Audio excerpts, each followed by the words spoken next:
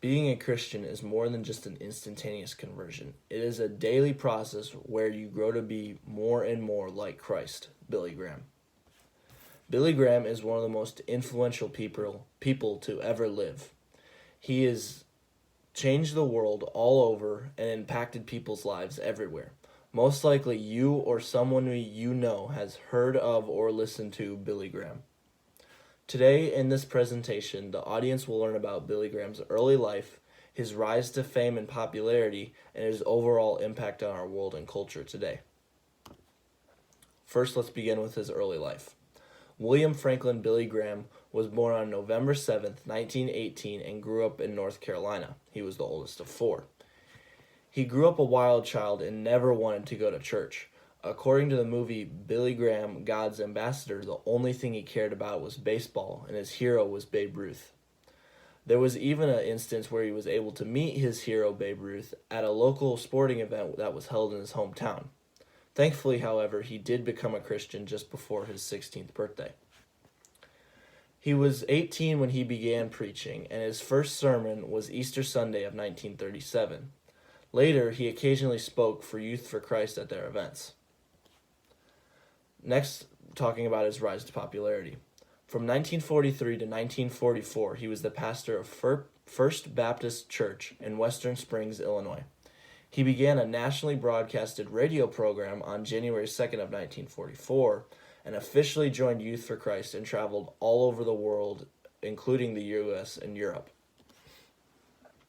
One thing Billy Graham was definitely known for were his crusades, which he held all over.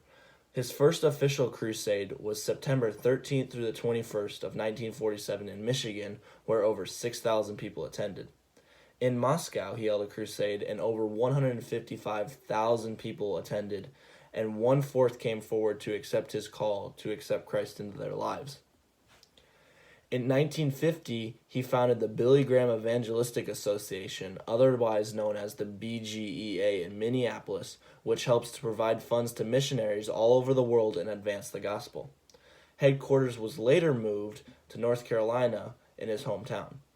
In 1957, he took New York by storm, speaking at Times Square, Madison Square Gardens, and historic Yankee Stadium. Some interesting facts, according to the official Billy Graham website, is that Graham conducted 417 crusades in total.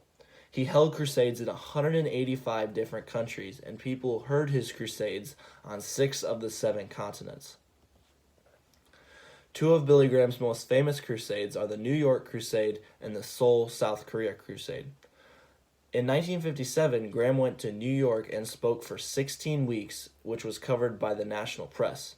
When he spoke at Madison Square Gardens, 575,000 people attended the crusade, and over 18,500 people came forth and accepted Christ.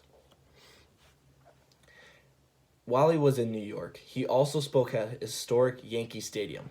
Over 90,000 people attended and filled every seat. Just for numbers, Yankee Stadium holds 60,000 people. This means that people were listening and watching to Billy Graham on the baseball field and outside of the stadium. Not to mention, on this date, it was 97 degrees, which would have been extremely hot for anybody to be listening. His second most famous crusade was his Seoul, South Korea crusade. He held this from May 30th to June 3rd in 1973. In the article, The Life of Billy Graham by the Los Angeles Times, it says that 3.2 million people attended and 1.1 million traveled by foot just to hear him speak.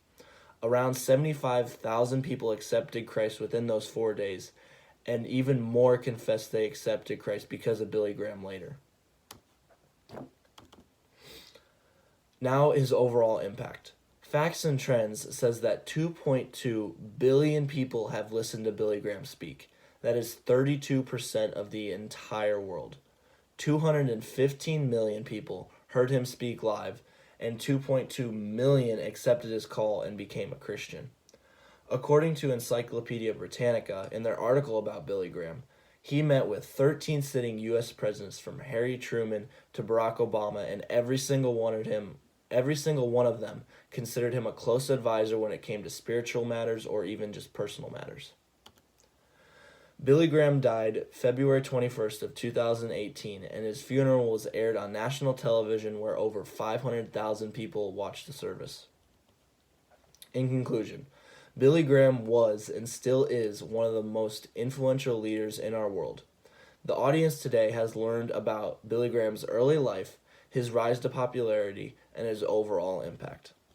Lastly, a quote from Billy Graham that I believe sums up his entire life in a perfect way. My home is in heaven. I'm just traveling through this world. Thank you.